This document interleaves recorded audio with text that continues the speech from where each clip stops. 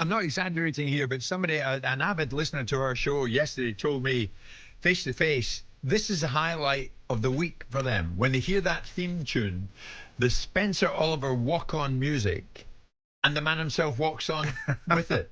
And Spencer Oliver has arrived in studio. I'm not joking. That was said to me yesterday. And here he is. Listen, Jim, it's the highlight of my week as well. Well, I'm not surprised at that. Simon, why are you looking at me like that? I'm looking at you, you nauseating little toad, because you're wearing a roll neck, and you know that's my shtick now. Yeah, but if you remember rightly, you actually saw me with the podcast that we do, the Talk Boxing podcast. I actually wore the roll neck first. And I started recognising that you started wearing them more and more, and you wore them so often that I had to stop wearing them. Not true. Yes, that's and true. Yesterday, when I come in the studio yesterday, Simon had a shirt on, so I thought perhaps he's over it. I'm going to stick my roll neck back on. I can exclusively reveal, I saw Spencer coming out of a very smart store in Sloane Street with that roll neck in a bag. So it's cost you plenty of money. Unlike man from Matalan to my right. But Spencer, anyway, great to see you on board, mate. Thank you so much. Spencer, a lot to get through. Yet again, the big talking point now, Saudi Arabia. And the big talking point now, as well as Bivol against Beterbiev, is going to be the lineup of fighters from Matchroom against the lineup of fighters from Queensberry. In other words, Eddie Hearn's lineup will take on Frank Warren's lineup in Saudi Arabia. That is on the 1st of June on the undercard of Bivol Beterbiev. They announced this in a kind of movie-style type trailer fashion. Here's a snip of it. Picture this. You got yourself into one of the most dangerous man's houses in the East End. You're browsing his gallery for your nan's next wall piece. Looked after his nan. Oh. When you come face to face with a colourful character himself and his lovely sawn-off shotgun, you slip the first shot, leave him with a shiner to remember you by. That's another one for his nan's collection. They say if you love what you do, you'll never have to work another day in your life. He's never had a CV. Just a fist. So he got a job as a doorman. And like the saying goes, if you can't take the heat, then why are you even in the kitchen? I mean, Hearn and Guy Warren Ritchie directed that. sound as if they're in a Guy Ritchie movie, don't they? Yeah. I mean, I'm not quite sure where it's gone, but they're spending a few quid to promote. It's a sizzler. That's what it should do. It gets people at it and on it. Did they also do the reveal where they pulled off the masks of the fighters? They did, yeah. Wouldn't the sort of pipe cleaner legs that Deontay Wilder had been a giveaway as to who it was in the first place? Well, yeah, you didn't really see him. Like you only saw them briefly walk on. But yeah, I think we all sort of worked out who it was when they sat down. You could pretty much tell. But listen, it was all part of the build-up. It was all part of the sell, and it was it was good. And that trailer they put together was absolutely fantastic. It was like watching Lockstock. It was. Yeah. So amongst other things, on the lead up to Bivol Beterbiev, we have Deontay Wilder fighting Zhang, Hergovich fighting Daniel Dubois, Nick Ball, who impressed you, Simon, will fight Ray Ford, and the list goes on. I mean, what is it telling us again? Other than we'll hear another bunch of decent fights, but in Saudi. Yeah, but look.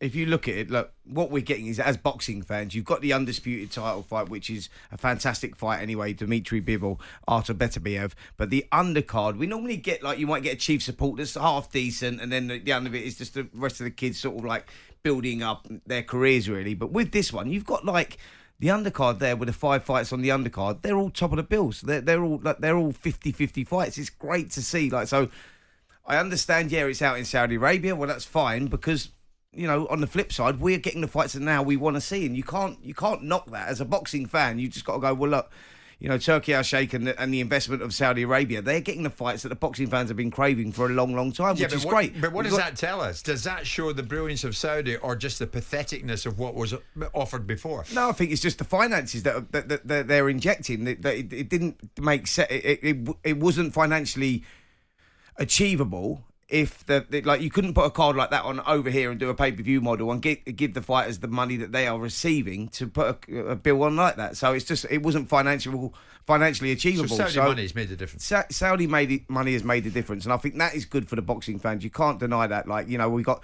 2 undisputed title fights in the space of 2 weeks, I think it is, with obviously Fury and Alexander Usyk as well. So that's fantastic. Fury and Usyk May the 18th, Beterbiev and Bivol, and this lot June the 1st. Sammy, what do you look at when you look down the list? Wilder, Zhang, Hrgovic, Dubois, Ford, Ball, Richards, Hutchinson, Williams, Shiraz. Does it float your boat? Are you interested to see the outcomes? They're definitely good fights. I mean, if we follow on from the bankability of Deontay Wilder and move past the discussions that myself and Spencer have had that Deontay Wilder has left the building. There's not much left of Deontay Wilder, the fighter, because of the performance we saw against Joseph Parker. That diminishes what Parker achieved, but notwithstanding it, it's a perception that Spencer and I have. So he's bankable rather than credible. Right? But then you look at the other fights. Hrgovic is going to challenge for the world title somewhere along the line, so this is eliminated. Daniel Dubois has done well to get himself back into contention. Ray Ford versus Nick Bull. Well, Nick Bull was robbed against Ray Fargus, and he's getting another world title shot, so away you go.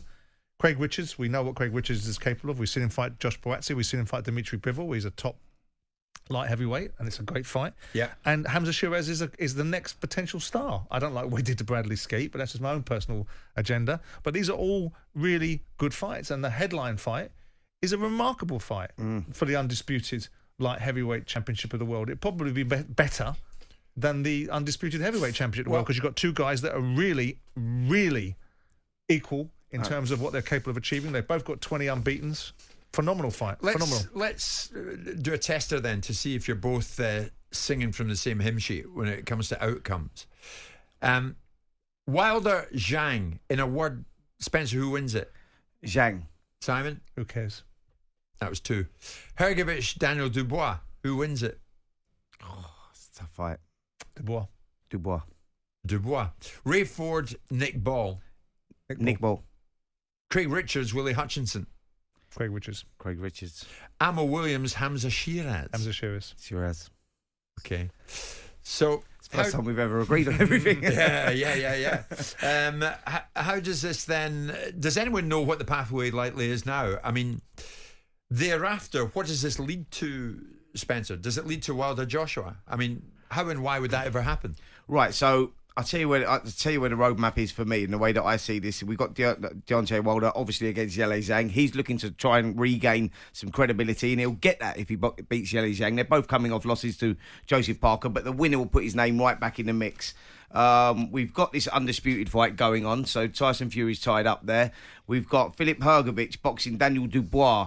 I believe that will be for the vacant IBF title. The winner of that, I believe, will go on and box Anthony Joshua, September, Wembley Stadium, with another 5v5 underneath that. And then so let's say we do get Daniel Dubois versus Anthony Joshua, IBF title, Wembley Stadium. Now the fans are getting what they want again. The British fans are getting what they want, you know, and we're getting this fight, and we'll have another 5v5 on the undercard of that. And then I believe, this is how I reckon it will go. By that time, I think Fury Usyk would have had their 2-fight deal that they were doing, and I reckon you get the winner of Anthony Joshua versus, let's say, Daniel Dubois, if he comes through, please God, and we get Anthony Joshua, Daniel Dubois, vacant IBF title. I think then you get the winner of that fighting the winner of Fury Usyk, and the outcome of those 2. That's the roadmap that I see. Spencer, very nicely described. If that happens, Simon, at least we're going to see some fights here.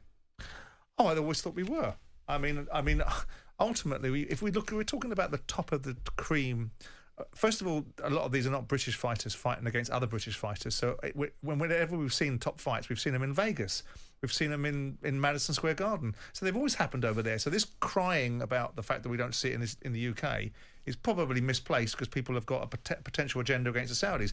Now, whilst I'm not a lickspittle and I'm not a sycophant and I'm not going to bury my head up their backsides because I'm getting paid from them, you've got to call it for what it is. It is a scenario which is, they're not doing it for the love of the sport, despite the protestations. They're doing it because it's an opportunity to what I believe they've always wanted to do, which is use sport to image launder, create an outcome. And they can get upset if they want. They can call that xenophobia if they want. It isn't. It's an opinion. Sure. Right? And so, but the boxing fans, if you're a boxing fan looking at putting aside all the politics, of whether this is good for the ecosystem of sport, whether when the Saudis may lose interest, that the financial landscape has changed, that people don't want to fight in this country anymore because the money isn't big enough.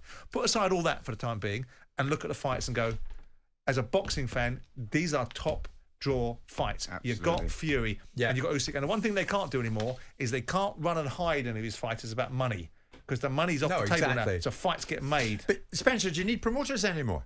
Well, of course you do, yeah. Why? Because Saudi money, that takes care of everything. Listen, yeah, no, but Job the promoters, look, they're still... It's not just happening out in Saudi Arabia. We're still going to get the big fights over here. The fights are still going to happen over here as well. And I think that's but they're not the biggest fights happening over here. Not right now. Well, we're going to get Anthony Joshua versus whoever. That's what I'm feeling in September. I know we're going to get a huge show with the biggest fights on the undercard. Something similar to what we're getting out in Saudi Arabia. So it will be happening. You'll never get Anthony Joshua versus Tyson Fury here. No. Well, yeah. No. No, and that's the fight. If Anthony Joshua does his business and ends up with another belt, before he gets to fight Tyson Fury, and Tyson Fury does his and gets rid of the cruiserweight that he constantly derides for his size, then the big fight will be the fight that everyone's wanted for years, right? Apparently, which is Joshua versus Fury. Yeah, that won't happen in this country because they won't be able to make it economically. On AM, on DAB, via the talkSPORT app and on your smart speaker. talkSPORT.